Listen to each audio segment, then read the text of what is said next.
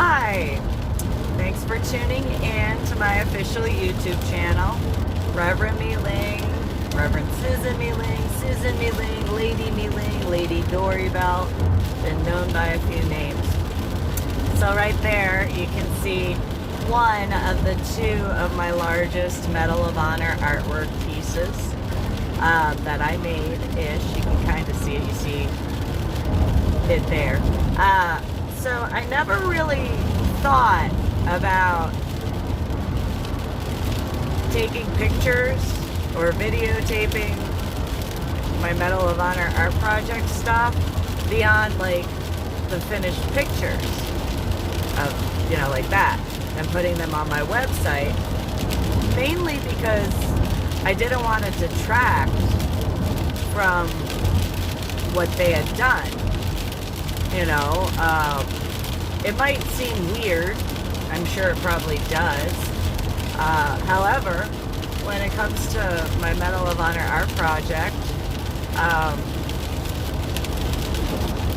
well, the Medal of Honor recipients are the ones who did what they did. And so, I didn't want to take away from the stuff that they had done. And, whether that's viewed however it's viewed, to me it was more along the lines of respecting not only whichever branch of the United States of America's armed forces they were in when they had earned the Medal of Honor, but also their family, like their blood relations, but also, their military family and associations. And so I didn't ever think to do the YouTube thing or anything beyond just taking a picture of the pieces and putting them on my website, so that way, where I took them to, we're able to give that honor and respect where it was due. So, the different American legions, disabled American veterans, military museums, VFWs, or veterans of foreign wars, where I thought that it would be more, well, I kind of figured it would be more respectful in that regard. Not denouncing that I had done my artwork, just one of those, I thought that, if it was needed, discuss it, I'd kind of be told.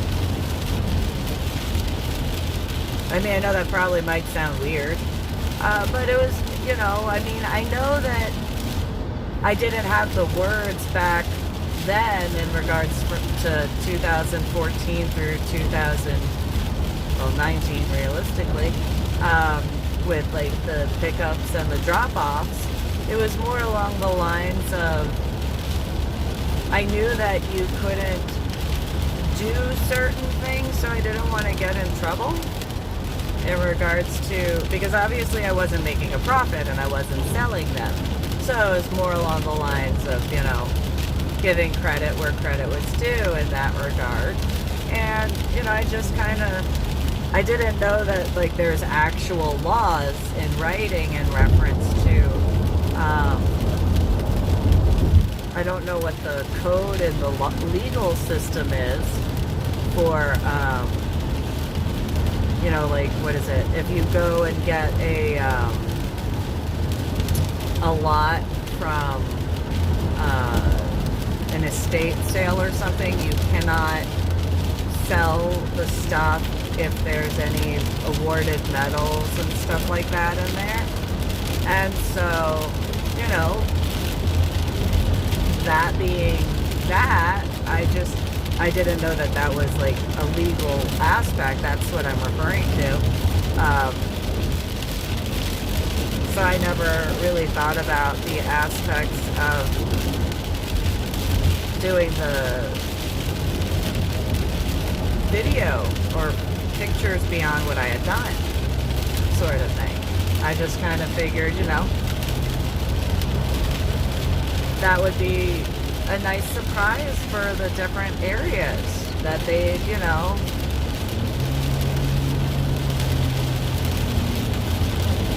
appreciate that sort of stuff. And then, the guys that would go to the different locations would be able to be like, hey, there's this Medal of Honor art project thing, and military guys know what earning a Medal of Honor is. So, it was just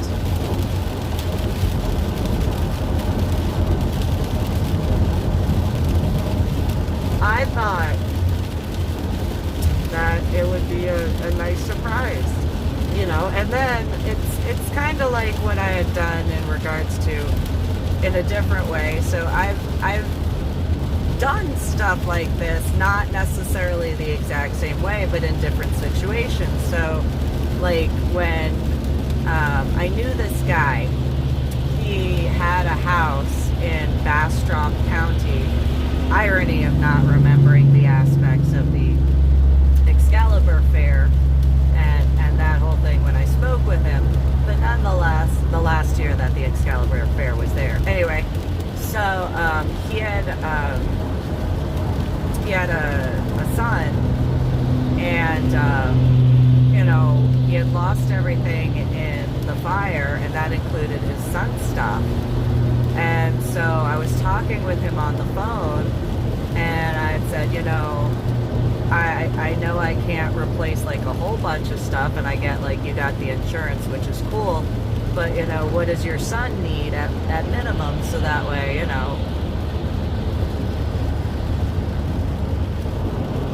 he could at least have some, necessities, and since I'm a mom, and I'm not saying anything bad about, in regards to then or now as far as him being a dad, just one of those like I can pick up some of stuff that he would need, that way you don't have to worry about like that particular stress.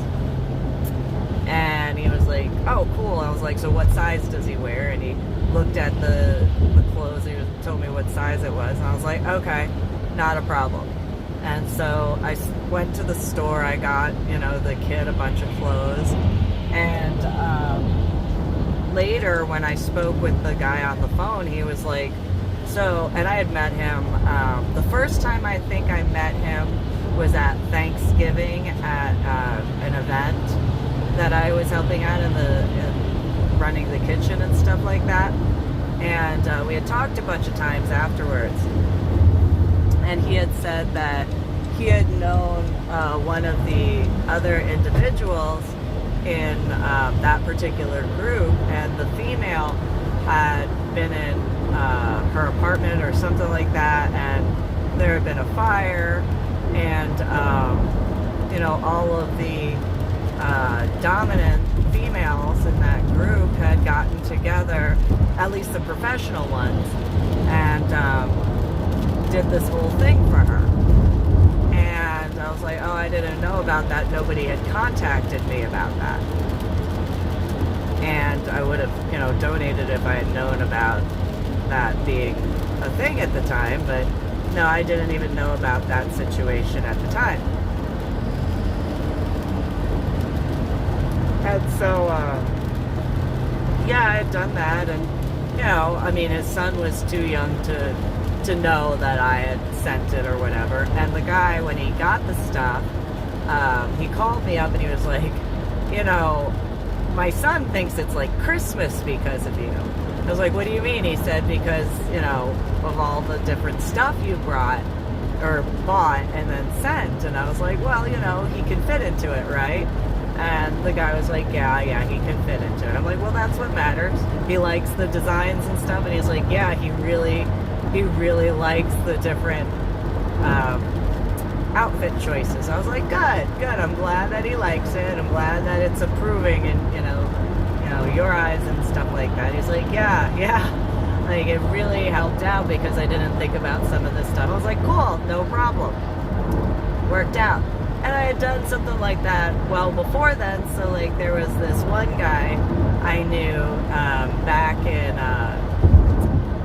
San Antonio, and was living in Lincoln Green Apartments. And I had noticed his wife, Lisa,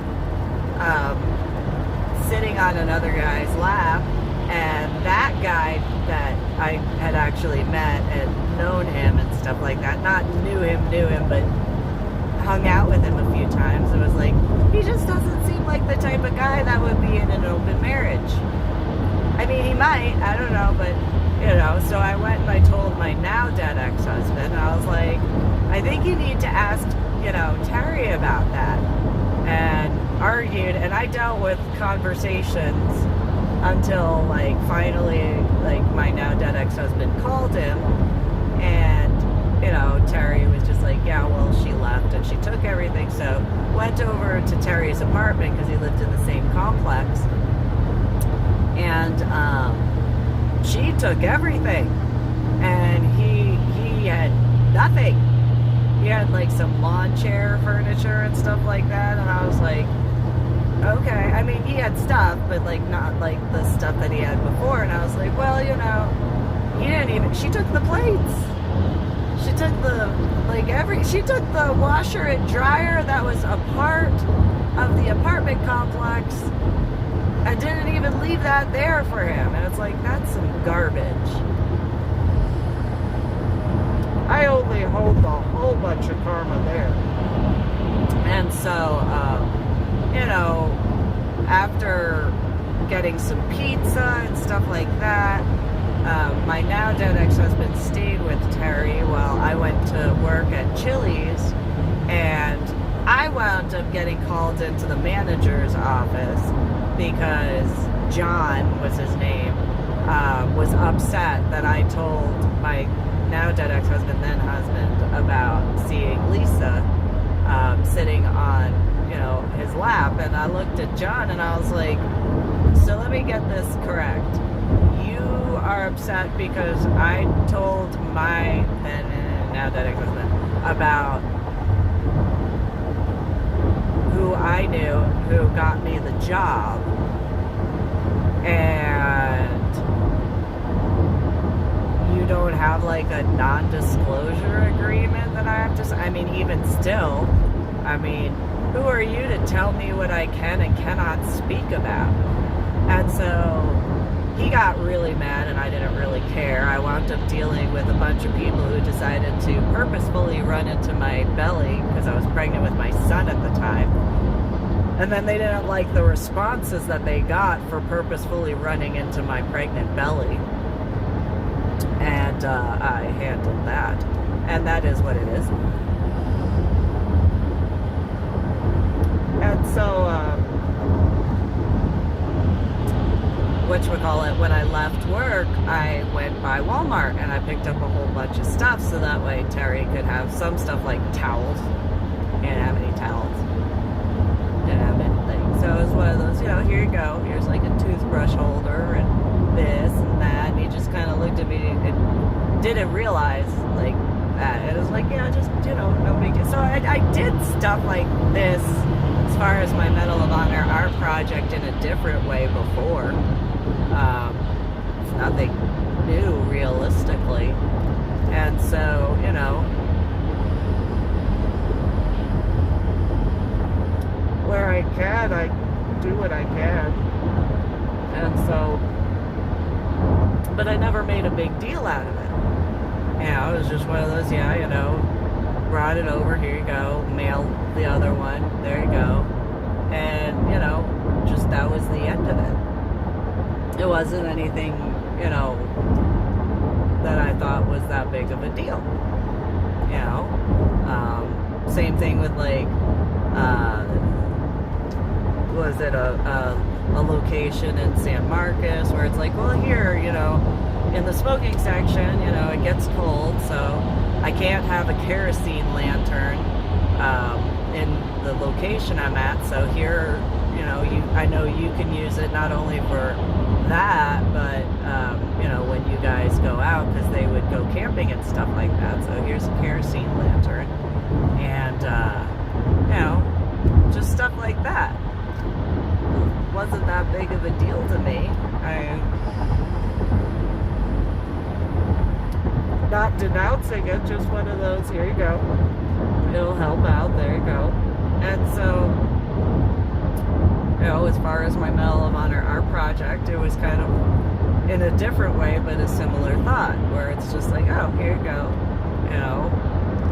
I'd never thought about selling the pieces because, well, that whole aspect.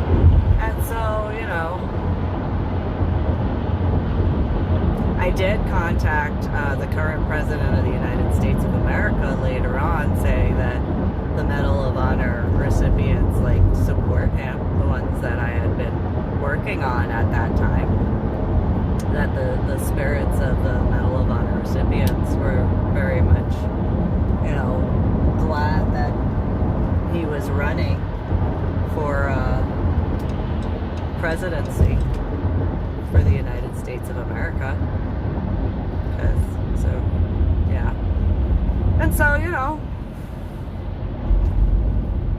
because they saw stuff. And so, as far as dropping off the different pieces the way I do, I just never really thought about, being like, hey, look.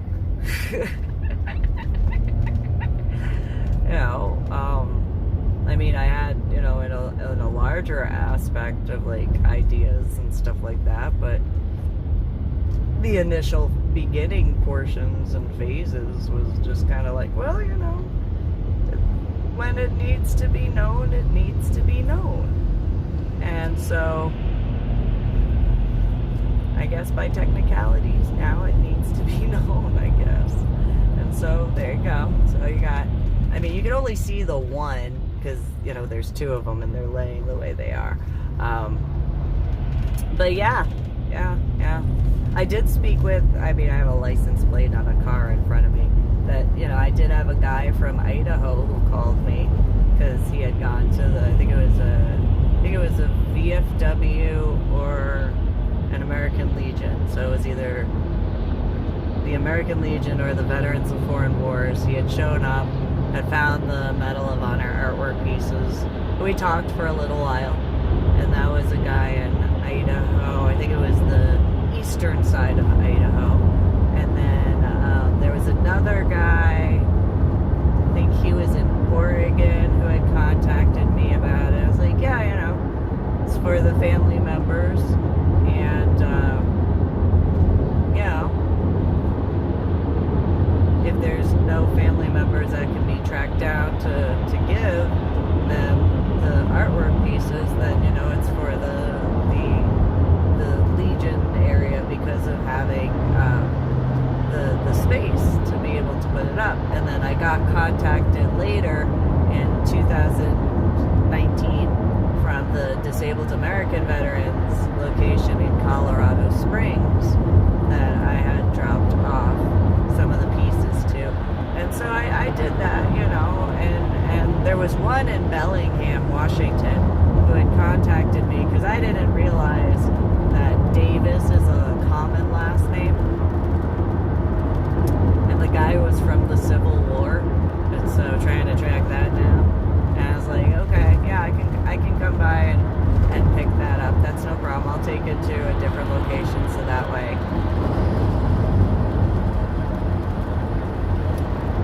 that's properly taken care of. And so, yeah, before my Medal of Honor art project, I just do stuff like that, just randomly. And I was like, well, in my thoughts, it was one of those, well, it's kind of like Christmas, but not. And this is the only way I could be a covert ninja-ish.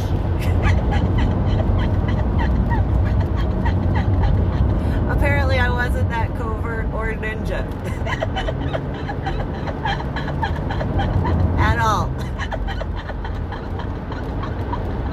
I thought I was, I thought I was so covert and ninja dropping those off, being like, here you go, like, I'd sneak up to the place and just like put it there and then just run off and be like, not that I was ashamed of what I was doing, just one of those like, surprise! And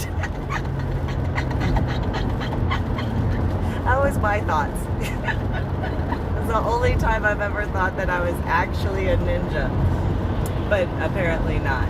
And so, well, there was one time I thought I was so ninja and then found out I was so not ninja.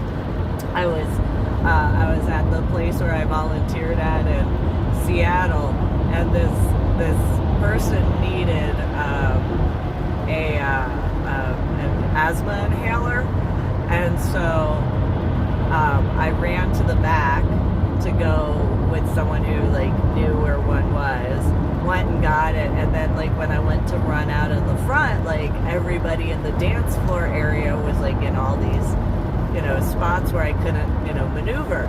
And so the only place that I saw that I could, you know, get to the front of the area in the lobby was climbing on top of the chairs. And so I thought I'd be ninja. Mind you, I was in a fluorescent reactive color corset and a tutu. And I thought that nobody could see me walking on top of the chairs to go get the person the inhaler. So I was all like ninja, and I crouched down just a little bit so that way the people that I could see couldn't see me, and not paying attention to the other side that could probably see me, which they did apparently. I thought I was so ninja. I did. I thought I was ninja. I did. I found out I was not because I got yelled at. That's how I found out I was not ninja. But that was funny in itself because it was one of those, this guy goes, Susan, come here right now. Oh, okay. Hey, what's going on? And he goes, what do you think you were doing? What do you mean? What are you talking about? He goes, you were walking on top of chairs. Do you know how dangerous that is to walk on top of chairs in heels and a corset? But I did it okay. I didn't fall. And so he was, what was the reason that you were walking on top of those chairs? Don't do it again. Okay. As long as somebody doesn't need an inhaler